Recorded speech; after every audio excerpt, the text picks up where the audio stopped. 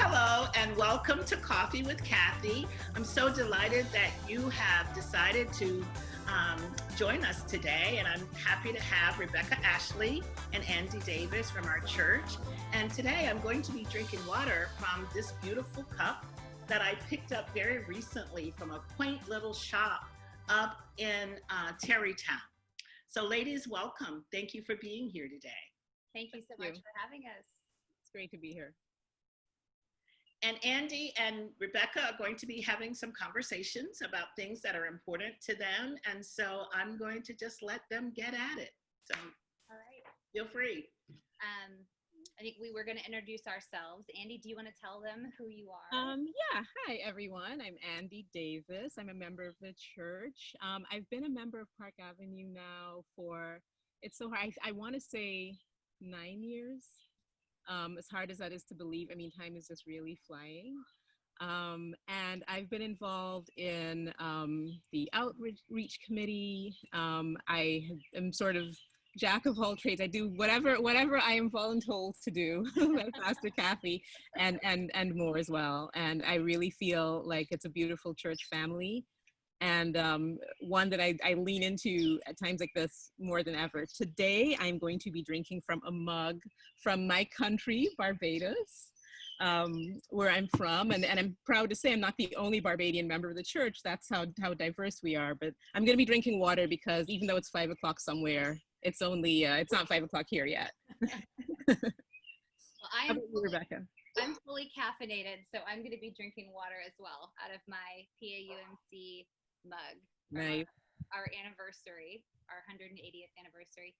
I'm the co-lay leader of the church, and I've been a member for, I think, 5 years. When I try to figure out how long it's been, I think back to how Amelia, my youngest, was still napping when Elliot and I first came and did our trial, and Liz came and swept us off our feet, and then we knew we had found our home. So I remember she was still napping. I think it's been 5 years, but it's an amazing place. And I can't tell you, Pastor Cathy, how much having this connection to you and to our members in this uncertain time has meant. It's been a real balm for our family. And so I want to thank you before we start officially for all that you've done, all that you've learned in this new technology, to keep us together, to keep us and to be innovating the way we are, talking and having a conversation. Andie, I want to start by asking you how you are. And I think that's a question I'd like to encourage all of our white friends to be asking our friends of color right now. How are you? I appreciate it. I am not great. I have been like everyone else that I know of any race, not sleeping well. I've been glued to social media and to the news. I've been just watching developments unfold. I happen to be at the moment with my parents, who are both older and in various ways immunocompromised.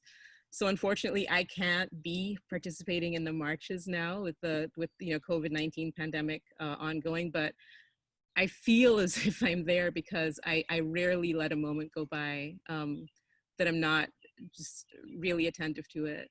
And I find myself vacillating between a sense of hope and optimism when I see this groundswell of support that's taking place around the world. And at the same time, almost being afraid to hope that whatever leap we take forward is going to be far enough, because there's just so much work to do. And when I look at examples like the Arab Spring, where we thought, right, this is it, the world's going to turn in that part of the world.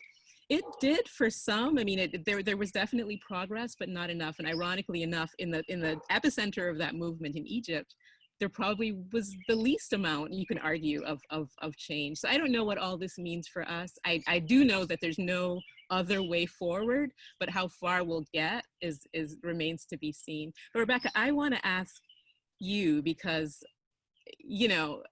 one of the things that I think is becoming clearer is that the locus of this struggle is really among white people and not Black people at this stage. So how are you doing and how are you feeling?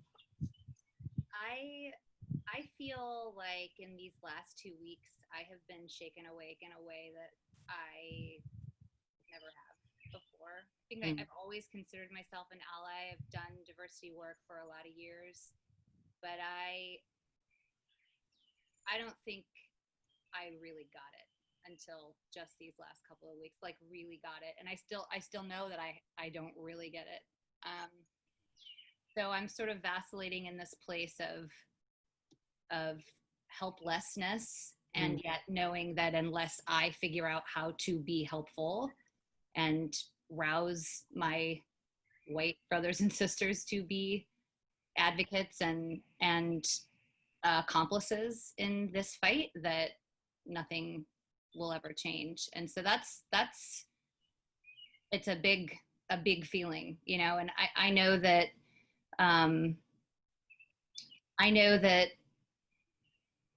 to be Black in America has always carried a huge weight. And I think I'm just starting to feel the tiniest bit of what that might be, right? Like the tiniest, starting to see it and really starting to try to understand it. So I feel hopeful because I always am hopeful. And I know I have a lot of educating of myself to do. And when I think about education, it always makes me feel hopeful, because when we open people's eyes to things, how can you not change? How can you not push yourself forward? So yeah, I feel like a lot of work to do. That's how I feel right now. A lot of work. I think that's right. And I think that's where it begins, is that awareness and the awareness of how much we do have to do. I'm part of this WhatsApp group now. With the pandemic, everyone's communicating virtually. And I'm part of this WhatsApp group from friends who, a group of classmates from high school, Black and white. And one white classmate reached out to the group and said, how is everyone feeling, about all of this? How do you feel as a Black person experiencing this? And, people gave responses. And then I said, well, how are the white classmates feeling? How are you processing this? Because this is your story too. And no one no one came forward. It was like, it's for some people, I think it's still a bridge too far. Right. But between the survivors and the objects of that oppression and the people for whom it's a bridge too far are the ones in the middle, who are the ones who are waking up, as you say, and who are realizing what needs to be done. And those are the ones who can build that bridge, right. I think, and get to the people who are not ready yet to really confront the magnitude of this like scar in human history, and even beyond that, to the people who are aware of it and just don't want to see it change. Or we're not even talking about those people. We're talking about the ones who are just sort of operating in a sense of willful ignorance. And right. When you look at the marches around the world and you see just the demographics, the composition, it does make you feel hopeful. Some of those people are just waking up. Right. Today, some people have been on the front lines for a long time, and some people are just realizing how bad things really are. And I think it's important to just, I don't know if you want to talk about this, but to realize how much that has seeded a sense of comfort, a sense of normalcy. Like, this is just sort of sad, but the way it is. And I think people have to realize and get comfortable with the fact that there's a lot of discomfort coming. Right. I remember one of the earliest ahas I had in thinking about my whiteness was how so many of us view the world in relation to us, right? That we're the center, we're the neutral, and everything else is the other, and everything else is distant, is other. And that was a big aha, but then what to do with that, right? So I was when I was first thinking about my place in all of this, I always think about how I can approach things as an educator and a parent, right? And Yeah. one of the places I feel I can make a big difference is with my own children and with the children I'm teaching. And I teach at a school with a lot of wealth and power, and and to be able to awake people who might grow up to be in positions of power, right? Like that's a big responsibility and a big job. And I take it really seriously. One of the things I have been trying to tell people to do, one small step, because I have a lot of white friends that are just stumped. They say, I don't know what to do. I feel so bad and I don't know what to do. And, I think the short answer is to read, right? To start educating yourself on what it means to be an anti-racist, right? That's like a new term for a lot of us, right? Like we knew when we always say we're not racist, but you are actually if you participate in systems of government that keep other people down, right? So we have to admit, like, okay, I've participated in that, and I've benefited in so many ways that other people don't. But to do simple things like looking at your child's bookshelf and seeing if there are diverse authors represented, if the pictures represent windows and mirrors that children can see other people other than themselves in. I actually pulled these off the shelf right before. Oh, let's see. So like, just for instance, we have things on our shelf that are like Rosie Revere engineer, like about being a girl and being a scientist, right? Like, so if I'm learning a lot about intersectionality right now, right? So if you're a girl, you have one form of oppression on you, but if you're a girl of color, those are two forms of oppression that you endure every day, right? So we also have like the Ada Twist scientist, right? So if you're gonna have one, you gotta have the other, right? You've gotta make sure you are putting things in front of your children that represent more than just the kind of children you have, right? I brought a whole stack, but I won't get into that. But, I think a short answer is to take an assessment of the media and the literature that not only you intake, but that your children intake, right? Like, am I only watching shows that reflect my experience, or am I willing to open my eyes to others, right?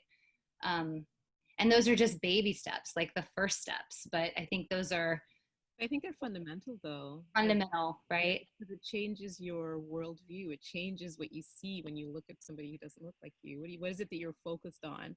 What are your sort of unconscious biases? All those things need to be unpacked. Right. Because that's how you get to be, I think, a person who's totally well-intentioned, someone who even has friends of color, and still don't quite get how entrenched it is. Right. So no, I think it's great. Right. You're doing the work. Can I ask you, what are some of the things that you've been reading? Like, what do you recommend for your white friends who feel at sea with all of this and want to know what to do? Well, I just ordered How to Be an Anti-Racist. I haven't read it. So that's one. I read Blind Spot a couple of years ago, which I think is a really practical book to read because there's actual tests inside. Wow.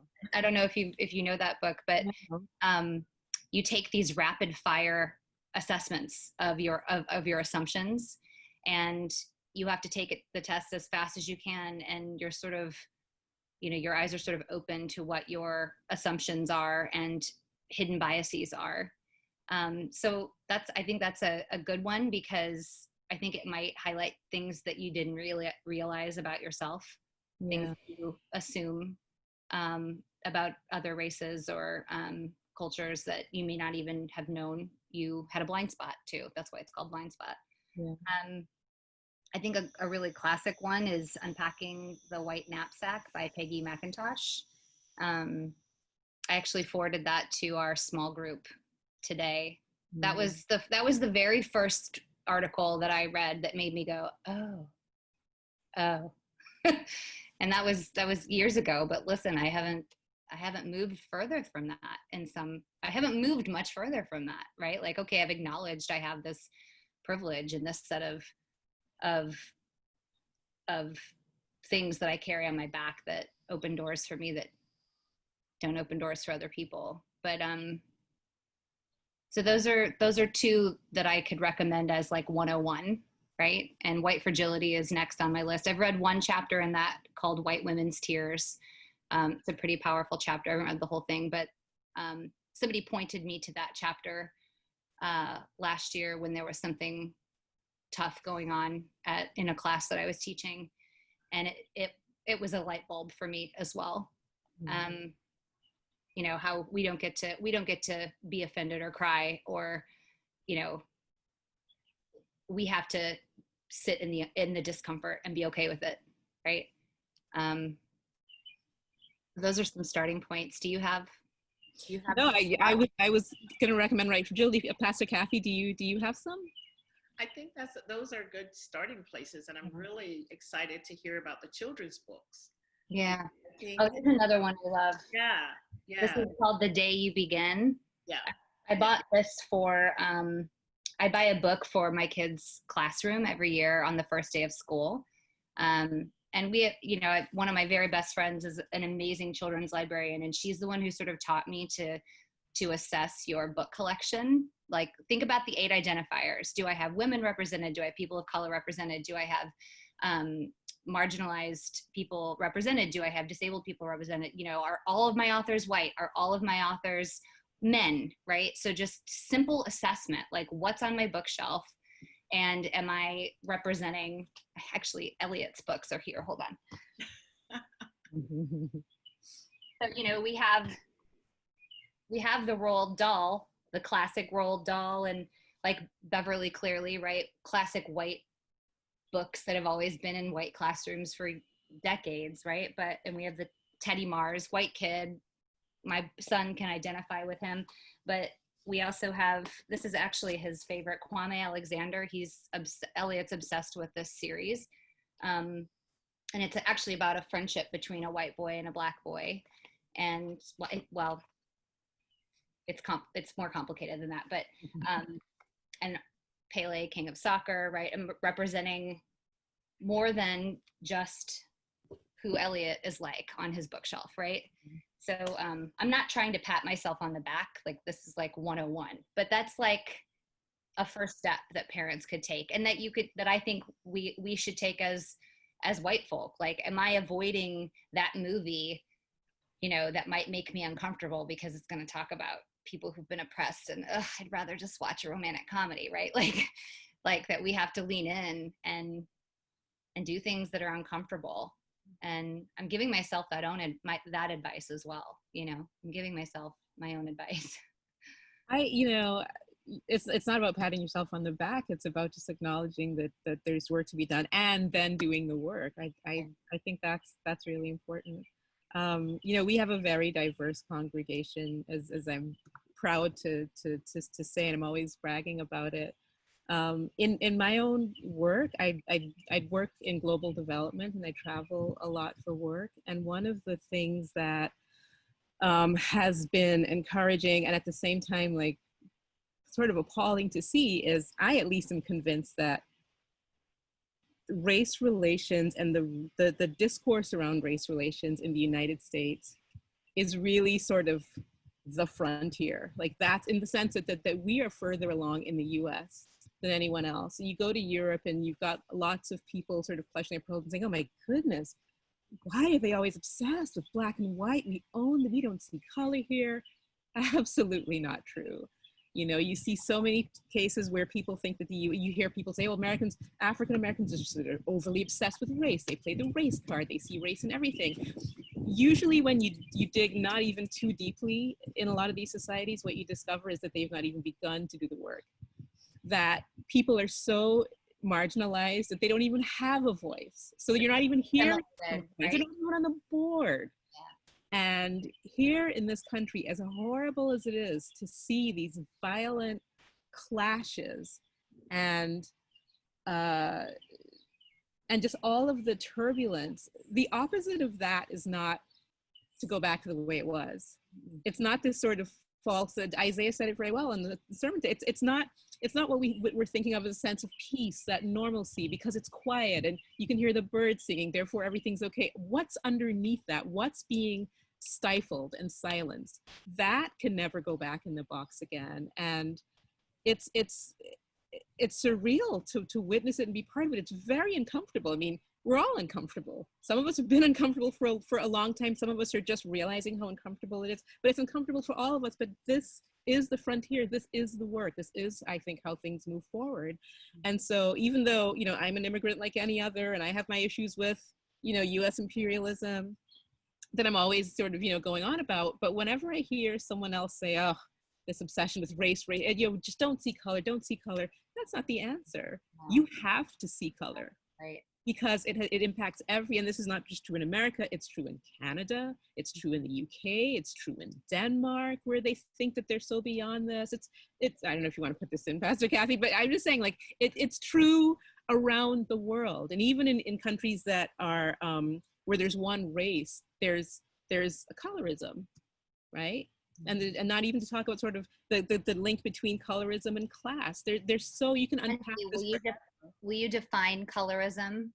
Yeah, so colorism is... I don't know that term. Yeah, so by colorism, I mean placing a value judgment on one's complexion. Sometimes it's complexion, so often in the context of Black people, it's combined with hair texture, facial features, sort of more Negroid features tend to be less valued traditionally. And all of those things aren't just personal preferences, they're reinforced by all of the cultural cues, some of which you've been talking about, Rebecca. Right. And then they have very real consequences economically, socially, politically, etc. And even in countries that are, or places that are, or societies, environments that are all of one race, nominally, you'll see these gradations. Where are the lighter skinned people? Where are the darker skinned people? Who's in the wealthier classes? How did they get there? How many generations are they away from darker skin? All of these things have to be unpacked. And so here we are today, with marches and protests and people who are not backing down. And it just sounds like a complete maelstrom, but guess what? This is the work, right? Like this is sort of that volcanic eruption that then leads to super fertile, beautiful soil. Right. But there's no other way to get it. Right. I know. I'm thinking about Colin Kaepernick and how that movement to peacefully do so in very, very public forums, that was frowned upon as well, right? Like there doesn't seem to be any form of protest that's okay. Right. So the buildings are burning. That's why. Right? Because no other form seems to have awakened people. Yeah. I've often wondered what's the benefit in clinging to that hate, that status quo? What are people so afraid of? It must mean that somewhere deep down in people's psyche, they realize that, as unfortunate as it is that some people are oppressed in the system we currently have, that it's sort of working for me, right? Like I don't want to tamper with this because what comes next? But then there seems to be another group of people whose very sense of identity depends on having someone underfoot. Yeah. And I don't understand that. I don't. Yeah.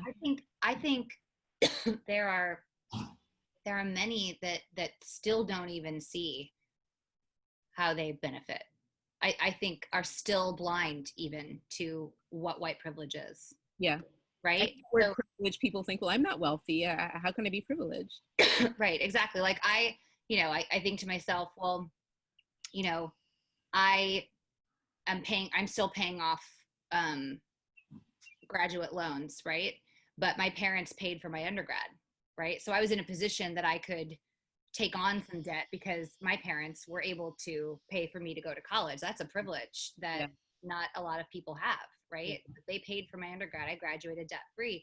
And all of those things compound how you're able to acquire wealth over generations, right? Like if you had people who paid for you to go to college, you were then able to get ahead quicker. And, all of those small, they're not small, but I think there are so many people that are not even awake to that, right? Yeah. To do how they have gotten to where they are on the backs of other people, right? And it also, I think, maybe doesn't help that there's such a strong sort of individualist streak in this country. Not even streak, I mean, it just kind of runs through the whole society. Like, we're these rugged individuals, we pull ourselves up by our bootstraps, which was always a myth, and it continues to be a myth, but it's very powerful in the American psyche. Like, you know, you can just come here and Anybody work hard, anyone can make it, and that's why we celebrate all these unicorns, right? Like, this kid didn't go to college, but by dint of their own efforts, they made it. You know, everyone talks about,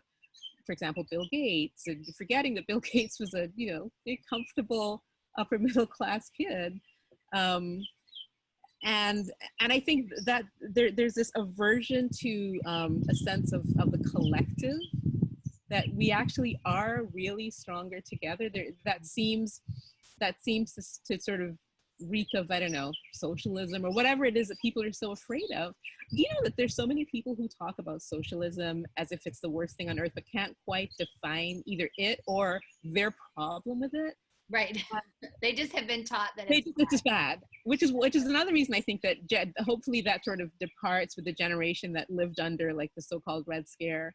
But I draw a line between that and what we're seeing today, which is this sense that, you know, if somebody faces police brutality, you know, immediately we start looking for these individualist responses. It's not systemic. It's, well, you know, they must have been struggling, or they must have been resisting arrest, or if they'd only complied. You hear that a lot. If only they'd complied. And this absolute unwillingness to see the systemic problems, like, that as a collective we could all benefit why from. They were led to maybe commit the crime in the first place, right? Exactly. Right. Exactly.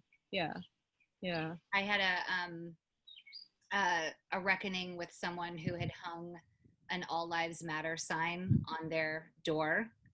And I hear that a lot in the white community. I grew up in rural Missouri, and a lot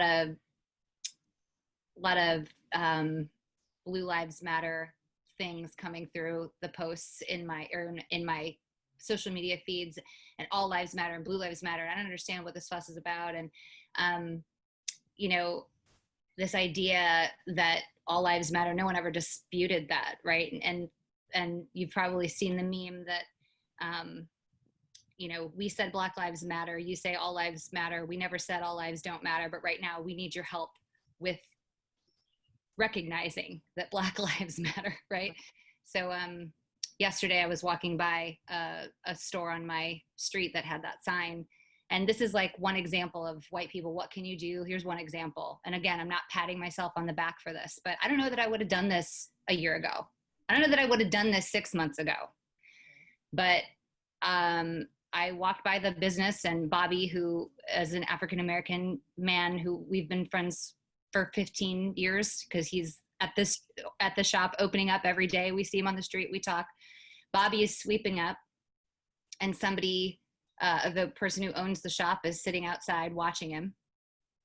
And I stopped and I said, you know, that sign right there really, really disrespects your employee, Bobby, here, and talked a lot about why it's not okay. And he said, I think he defended himself by saying, well, Bobby put that up. And, you know, Bobby might have had to put that up to keep his job, right? Bobby, you know. To assuage to assuage them that it's not going to be a problem. Yeah. Right. So you know, it was down as of last night. So, you know, one small victory, but, you know, where we can intervene, where we see these injustices, right? Or like in a hiring practice, are we actively recruiting people of color in a hiring practice? Like these are small ways that I know I've been able to have a voice in this last year. But I think to continually look for those opportunities to speak up and find ways that, you know, it's like you got to put a lens on. You've got to put this lens of justice on now, and you've got to look at the world through that lens now. And there's no other lens through which you can look at the world. You have to look at the world through that lens now. I was even thinking, like, I think my entire curriculum in the fall has to be through that lens. I think there's going to be a lot of revising of curriculum. There's no way forward otherwise. Yeah. There's just not. Yeah. Have you been reaching out to your Black friends to see how they're doing? Yeah, I'm gonna be here's where I'm gonna be really transparent, Andie. I don't have a ton of Black friends, Mm. and that might be part of the problem. Yeah, yeah. I don't. I have my church friends. I grew up in an all-white town, and I went to college in an almost all-white town, you know, and those are sort of the people you form as a base, right? The people that you meet when you're 15 to 25, right? So that's a place that I have work to do. I remember asking my somebody at my a psychologist that came to talk to parents, and I remember saying, I want my kids to have more Black, like a more diverse friend base. And they said, well, have you looked at your friend base? And I was like, oh, yeah. But do your kids have a more diverse friend base than They you? do, because they grew up in New York City. They do. Yeah. They do. This was when they were like 3 and 4, and I'm getting the list of the 3 or 4 kids they wanted to invite for their birthday party, and I'm like, they're all white. No, it's okay. Are you sure? Are you sure you want to invite? So, but that was like oh yeah, we don't have a ton of Black friends. We have. I'd like to jump in here. Yeah, please. Because one of the things that I really love most, and Andie mentioned it earlier, about our church is its diversity, right? And it's something that, I've heard people say we've always been diverse, right? And certainly that is, in my opinion, we're far more diverse than even most churches that I know in the city, let alone other parts of the country. And, I think there's genuine love in our community, right? But there are aspects of our being that we can't fully understand unless we have conversations. And that's what I'm loving about this conversation here, and what I loved about the conversation with Eric and Isaiah last week, right? And these are conversations that we never would have had. Right. And we need to know your history, right? And you need to know our history. And so I want to say bravo to the two of you, but also, have coffee, like this with anybody, and we can all do it, right? And if you want to know something, the book is great. The books are wonderful, but it's not like knowing Cathy, knowing where I grew up, knowing some of the things that my mother taught me that may have been different from what your mother taught you about yourself, right? Knowing what my sons go through, right? Like most people know that I have sons because I love them to death and they're mama's boys and I talk about them all the time. But to hear a story or two about their struggles through all of this. And I think we begin to see each other very differently when we hear each other's stories. Yeah. And I think that's something we can all do. And let us not shy away. There's a lot of anger, there's a lot of mistrust, right? There's a lot of, this sort of notion of assimilating, because Black people assimilate, right? We learn how to be polite and nice and articulate and all those things, which we are, but we know how to do that, just like Bobby, the gentleman you mentioned. But let's have another kind of conversation. Let's take that risk to get to know one another, because we have a wonderful church, and we go down to coffee hour and we say, hello, how are you, blah, blah, blah. Or we go out the door and we never have conversations, right? And I'm guilty of that. I think we all are, because that's just the way our culture has told us to be. But we can have these hard conversations. And I think we are really fortunate to have the gift of one another right in our community. Right. Right. In our small group yesterday, we were talking about trying to assemble small groups like this with a diverse group, right? Yeah. In order to get to know each other. I mean, our small group has gotten so intimately acquainted in this, which is a gift of COVID-19. I will thank COVID-19 for that. And it would be really lovely if these kinds of conversations continued in constructed groups, right? Where we can get to know each other better. Yeah.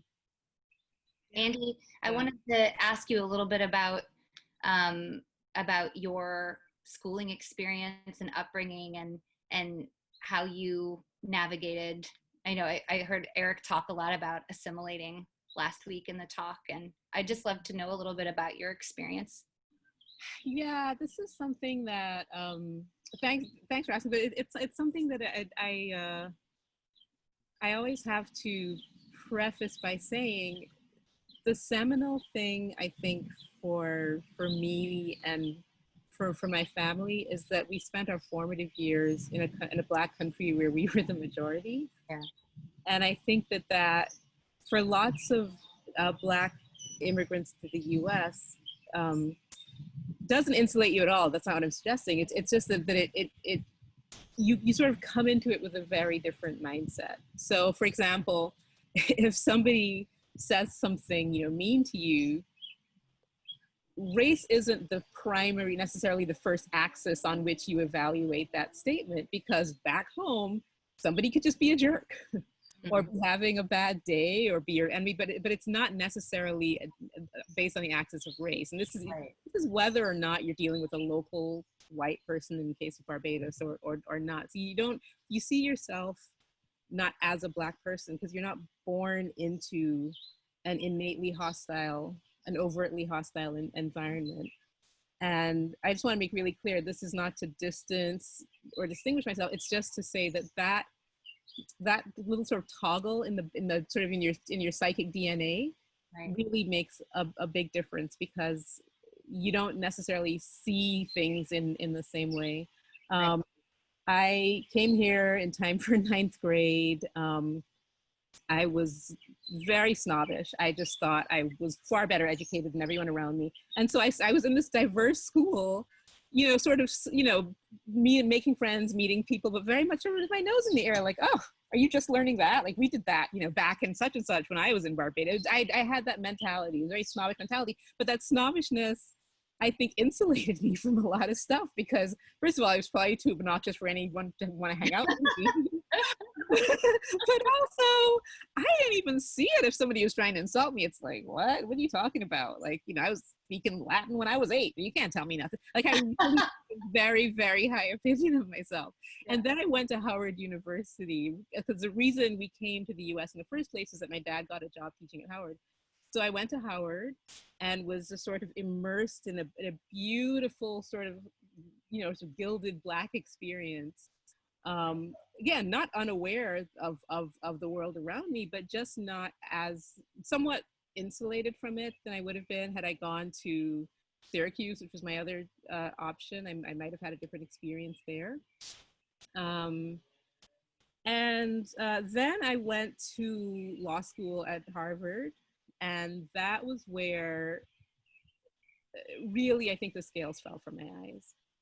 Again, not that I was unaware of racial animus at all, but that's when I really saw sort of the pinnacle of a truly entitled and elite and privileged, in the way that people who don't realize they have privileged upbringing. I mean, when the average, I think, white American says, I'm not privileged because I didn't grow up wealthy, these were kids who were privileged in the sense that they were wealthy and privileged and had everything.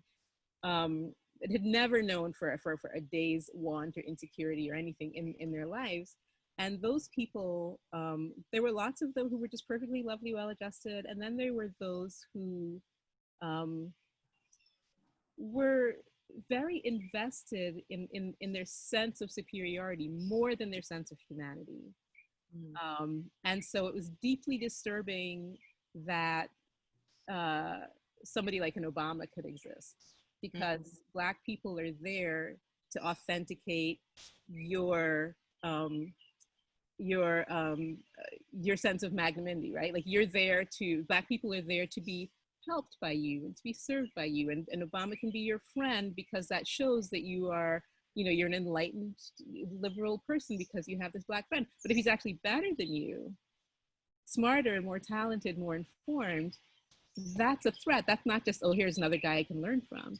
And I think that's where I started to see it. I'm not, again, I want to make clear, I'm not comparing myself to Obama or saying that I was the person who put these people on edge, but I saw more and more examples of that where this is not a passive thing. People are deeply invested in making sure that their sense of superiority, whether that's in terms of race or class or gender or national origin, is absolutely left sacrosanct and never ever threatened. And then it only got worse when I got into the workplace. I was trying to think of an example of like some sort of overt, I mean, you hear these stories of like, you go into the conference room to meet with your client and somebody asks you for coffee or tells you to like, go get a tray of food or something like that. That sort of thing didn't really happen, just happened not to happen to me, or if it did, I was oblivious to it. But I don't think I've had, nothing comes to mind, let's put it that way. So it's possible that it's just sort of glanced off my back, but nothing egregious like that comes to mind. There was one time though, but there could have been various reasons for this. There was a partner that I was working for early in my career, who, would have me come in his office for any reason whatsoever. And, it's, oh, come in here and, oh, I dropped that on the floor. Come in here and such and such. And, and every time I went in, he'd pay some compliment that sort of just skirted the bounds of propriety. And there was one day when he came in, when he asked me to come in, his office was far away, and I, ran his office to see what is it now? And he said, oh, these files on my desk, they're all sort of, in disorder. Could you arrange them? And I said at the top of my voice, because he had an assistant right outside, he said, are you asking me to straighten the files on your desk? And he goes, I mean, I just couldn't find, something. I said, oh, let me help you with that. And I called his assistant and said, he seems to have lost the file he's looking for. Could you help him, please? And that was the end of that. Now, that could have been a function of gender. Yeah. It could have been a function of race. Like, going back to the idea of intersectionality, it could have been the fact that the year that I joined that firm, I was one of three Black people that they hired in the class. And before us and after us, well, before us, there were no other Black people at that firm. So clearly somebody hit them with a threat, or, they were under some sort of scrutiny. All of a sudden they hired 3 Black lawyers. And I spent about a year there. And by the time I left, I think I was the last one of us. No, only one person, only one of us remained. So one left before me, and then I left. Well, there's something about building an infrastructure to support people of color in an organization, right? And you don't have that infrastructure in place. Yeah. You can't just hire people of color and expect them to survive. And it's window dressing. Right. It's window dressing. To do the work, Pastor Cathy always says the church, capital C. I'm saying we need to do the work, capital W. Exactly. You have to be willing to do that. Like, you can't be too cynical. And actually, it's one of the things that I don't quite know what to make of all of these, like, corporations that are now saying Black Lives Matter. And I mean, it's wonderful if that sentiment is backed up with actual real work and evidence.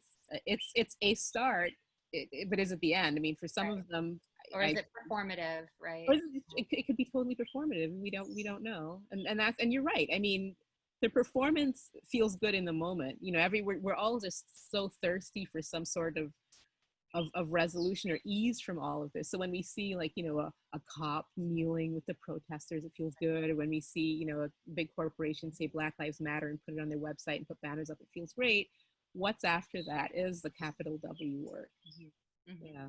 Right. I think I have a lot to learn from you, Andie.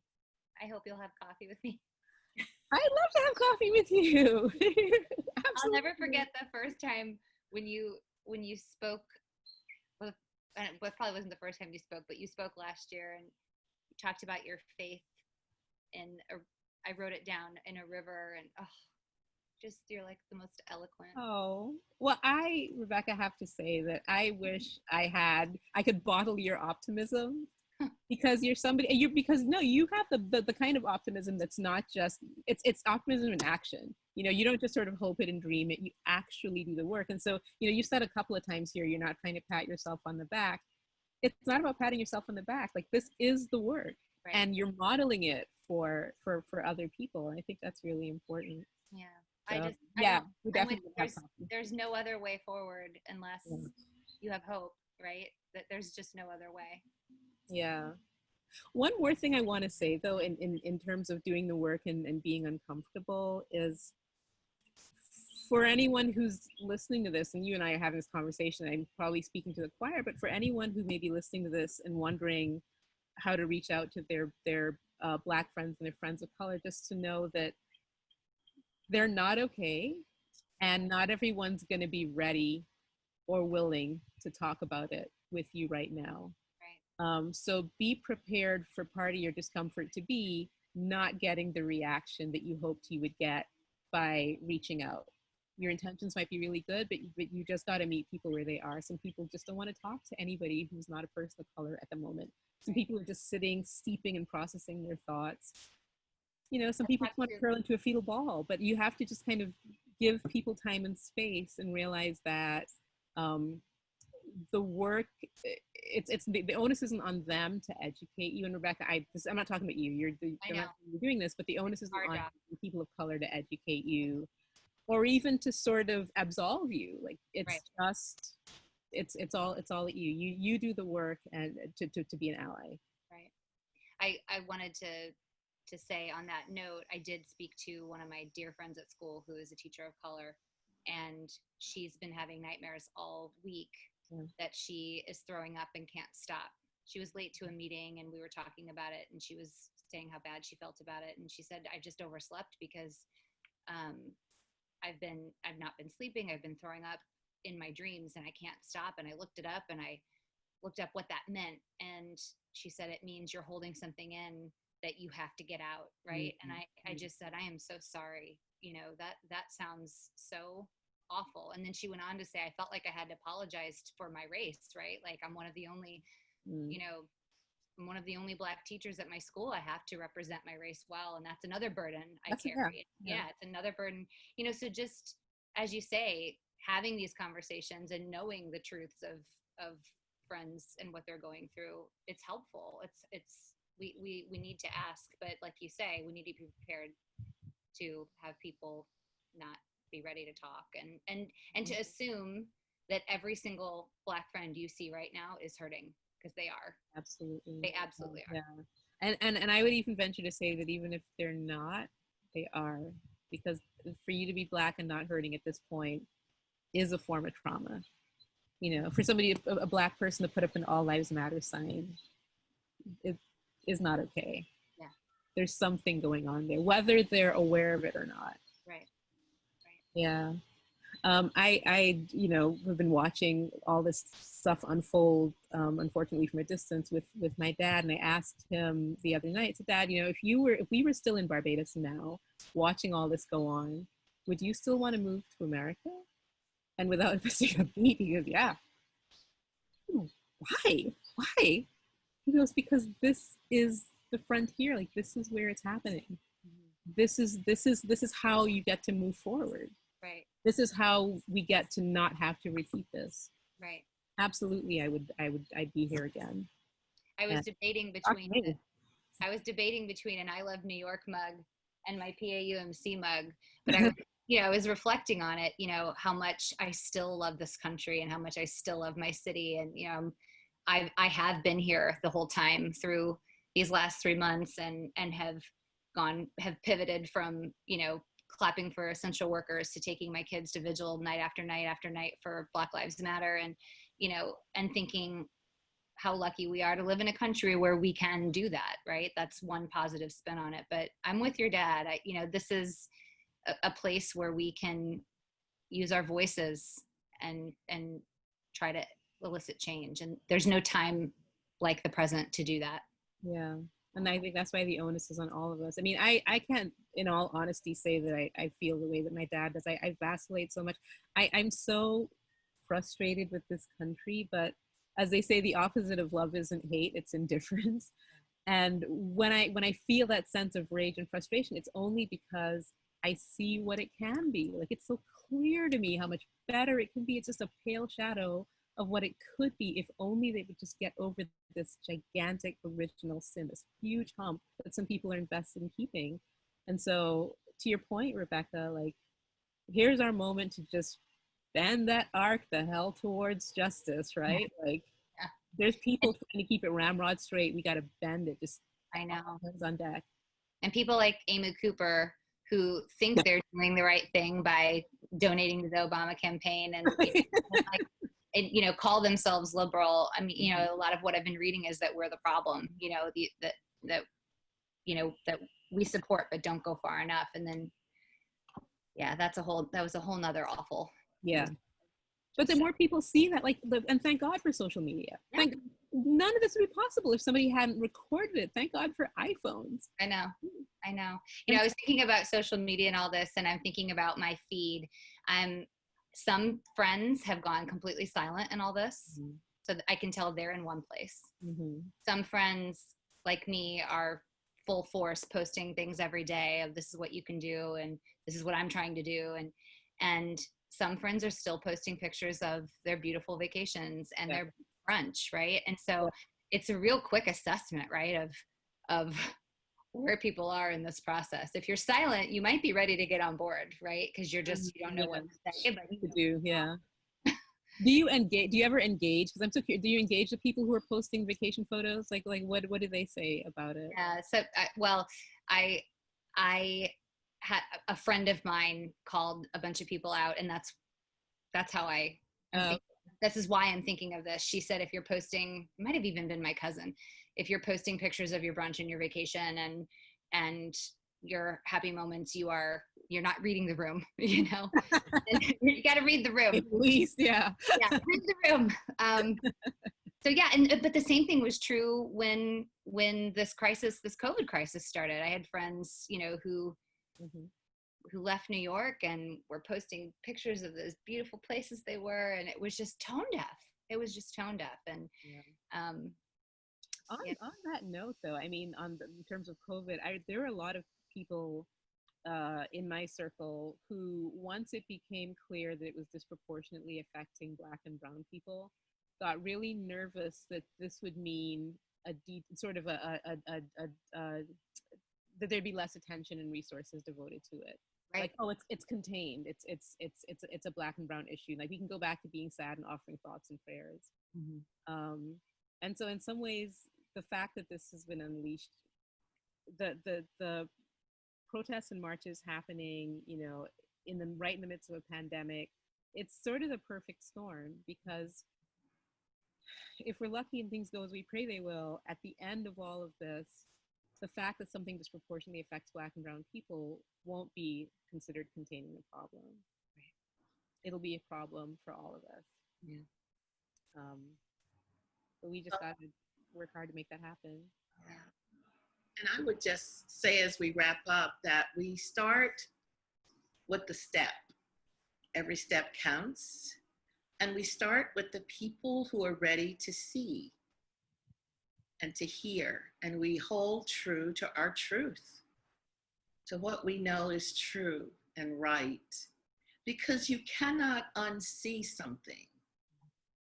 You cannot unhear it. You cannot unexperience it, right? And then it's up to each of us to choose what we will do with this truth. I know that the church and God and faith are really important to both of you. And I'm just wondering, where do you see God in all of this? Or do you see God in all of this? I do. I think God is the groundswell of the power that we're seeing. And as you said, Pastor Cathy, once you see it, you can't unsee it. You can choose to look the other way, but you can't unsee it. And I think that God is that power. Like, there's a natural flow of energy. There's a momentum here. I think God is that momentum that's happening, that's driving this forward. I think whether or not we happen to use terms like God or morality. What we're talking about is a moral war. And at the center of that moral war are the teachings that we happen to be Christians and followers of Christ, but I think it's true of lots of other faiths as well, where if you truly see ourselves as equal, each other's equal, and as custodians of this planet, and as people of faith who want to treat others as we want to be treated, then there's really only one. There's no both sides in it. There's only one side, and that I think is where God is at the center of all of this. There's tons of atheists marching in this protest, and more power to them. What they're doing is the work of God and the work of people of faith as well. I remember now what it was that drew me to you when you were speaking, Andie, from the pulpit that day, and it was your description of how you view God. I remember you sat back down, you were sitting next to me, and I wrote you a note and I said, I've never heard anybody describe God the way I actually feel God. You know, you described God the way I view God. It's this energy. It's what connects all of us, right? And I think what you just said about momentum is so true, right? That these 3 months, there has just been this momentum that has caused all of us to listen. Yeah. And we can do that right now. If we can now sit back and try to listen to God and to hear and take in what we need to hear right now, I think that's a form of God. And that's our job right now, is to listen. What is God trying to say to us right now, each individually and as a society? Absolutely. And if one person watches this and says, I want to listen,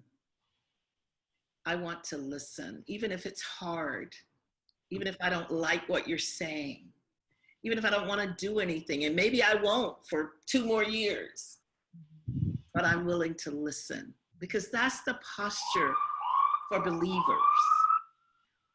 That's the posture, to be open and aware, and to look for that aha moment. We're in an aha moment.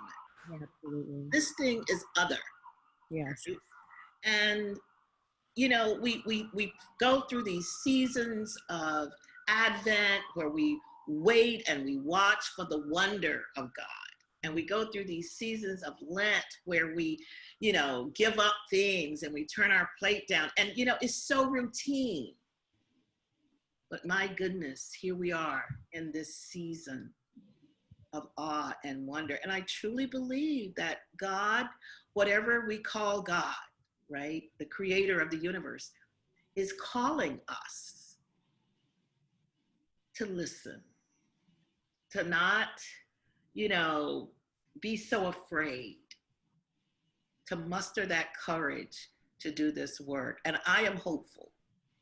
I am hopeful. And I believe that the prayers and that my parents and grandparents and foreparents prayed, and the tears they shed did not fall to the ground empty. It's taken too long, but nonetheless, they're still valid. And I think what I want to do in my lifetime is to make sure I've done my part. And I think that's what each of us should endeavor to do. So thank you. You've been wonderful. May God give us all strength and give us courage to rise to this hour, and all will be well. Thank you. Thank you so much. Thank you for listening to this episode of Coffee with Cathy. This podcast is brought to you by Park Avenue United Methodist Church. Follow us on social media at PAUMC NYC. You can also support our ministries by donating at paumcnyc.org/give. We hope you've enjoyed this Coffee with Cathy. Until next time.